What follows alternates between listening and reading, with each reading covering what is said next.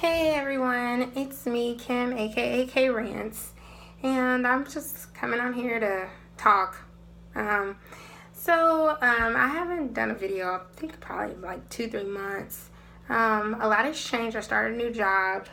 Um, what else? School started back for the kids, so that was a lot.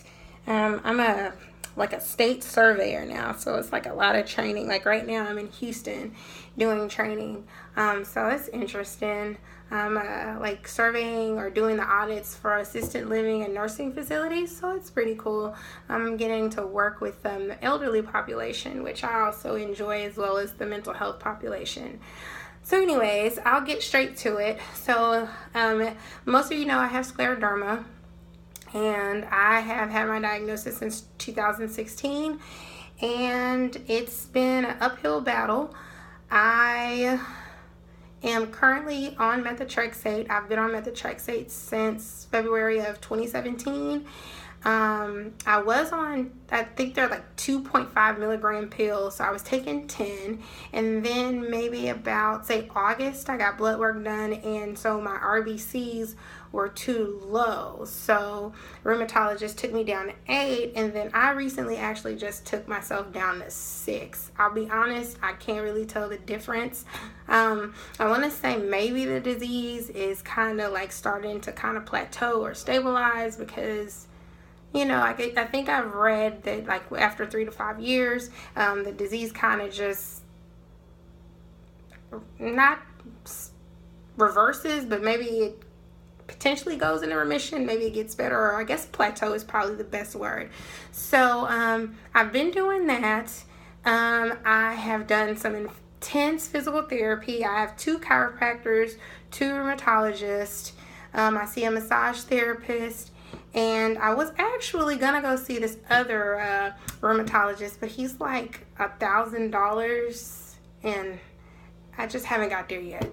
But he does the AIP or AP protocol, which I think is like antibiotic therapy, but I just haven't come up with the money, so I want to see him, but I probably will put that off a little bit longer. I've also been doing more research about something called enzyme therapy. Someone was telling me about like proteolytic enzymes, so I'm kind of researching that. If any one of you guys have tried it, please drop a comment down below. Let me know, because this is one of those things where you kind of just have to, advocate for yourself and figure out what works. I recently completed a 4-day like liquid fast, which was very interesting. I can't say that it was bad. I think I had benefits from it. It was actually interesting because right after the fast, I came off the fast. I actually had to go get blood work done, and so my inflammation markers were the lowest that they've been since I have been diagnosed. So that was exciting. But I don't know if it was directly related to my fasting and just doing like water and like herbal teas, or if it's just, again, the disease just kind of working itself out and it's plateauing. So that's what's been going on. What else? I don't know. I hate that I haven't been on here. I'm really want to talk more about this, but honestly, guys, it's one of those things where it's like scleroderma, and I think any autoimmune disease is just so funny. It's so different, and in all of us, we all have like just so many like symptoms, but not. Because I even had my rheumatologist test me for ankylosing spondylitis. I apologize in advance if I botched it up, but I was like, I felt like everything started in my spine, because when I was doing the intense therapy with my second chiropractor, I just really felt like, oh man, it's all spinal related, but my muscles seem to just contract, and it all seems to just kind of, the genesis is like in the spine, and then it just kind of radiates out from there. But I don't have the gene for it. I don't have rheumatoid arthritis. I had my chiropractor actually, because he was working on trying to help me raise my arms back over my head, because I haven't done that in like a year and a half. And so we talked about that. He referred me to an orthopedist. And that was a waste of time, because he took like another set of x-rays, which I've had like 50 million sets of x-rays done. I have nothing wrong with like my joints or anything. And so it's so weird how you just keep like learning so much different stuff as you do your own research. But he told me, I thought I was just going to go in there and get a steroid shot. I was excited. I was like, yes, steroids. Because I don't want to be on steroids, but everything that I had been reading, I was like, well, maybe I need a steroid. Okay, so I go. He's like, well, I'm not going to do you a steroid because, I don't want to see you in a renal crisis. Well, I don't need no other problems. So I'm like, well, no, let's not do that. I don't need renal crisis.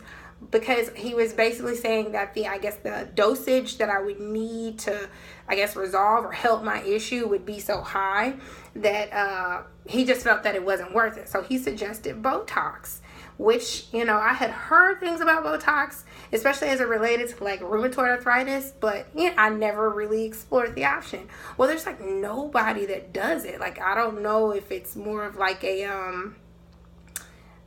what do you call it?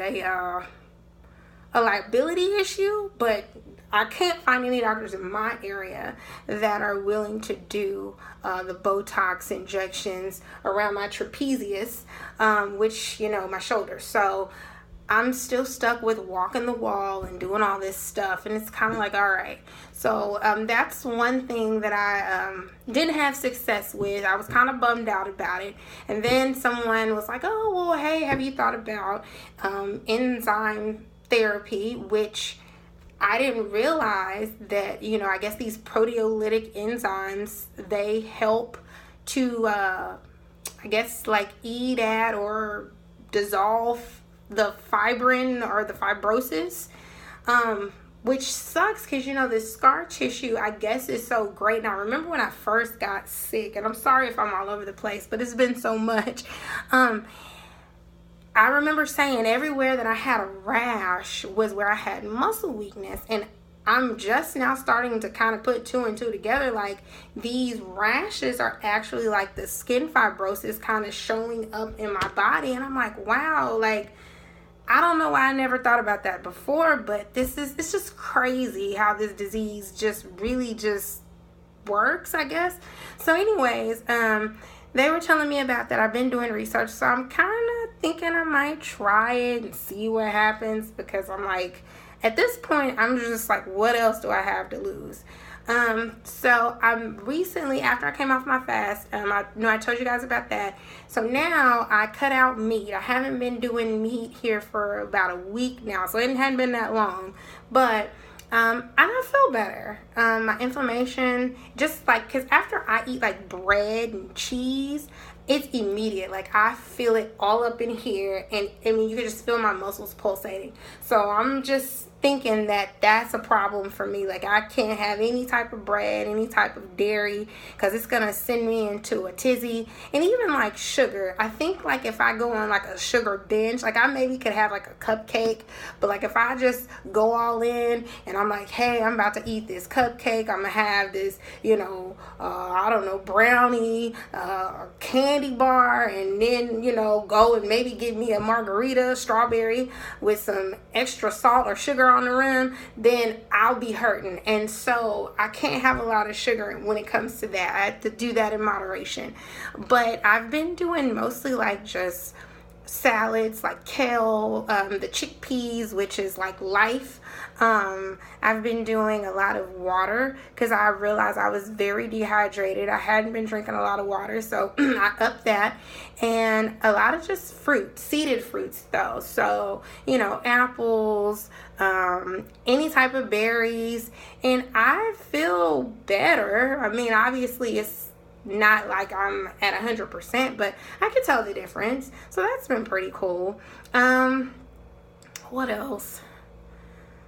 I don't know. I mean, I really just want you guys to share your story, because I feel like, excuse me, I just feel like this is just one of those things where the more we talk about it, the more we can make our own decision about like what alternative therapies we want to try, or even just like what treatment protocol we want to go for. Or if you have your doctors that you work closely with and you're taking your medication, I mean, whatever works. You can go and you could just ask your doctor, well, hey, what do you think about this? Because I was thinking steroids would be a good option for me, but maybe not so much, because it could potentially just not be good. And I mean, obviously any kind of chemical, any type of drug has some type of side effect.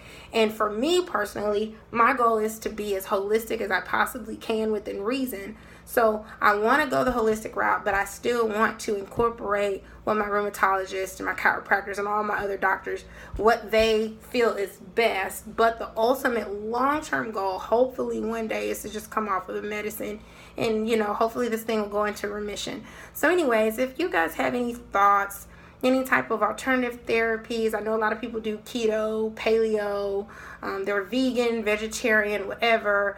If you've heard about the enzyme therapy, like I said, comment below. Let's have a conversation about it. And hopefully I'll talk to you guys soon. Okay, thanks. Bye.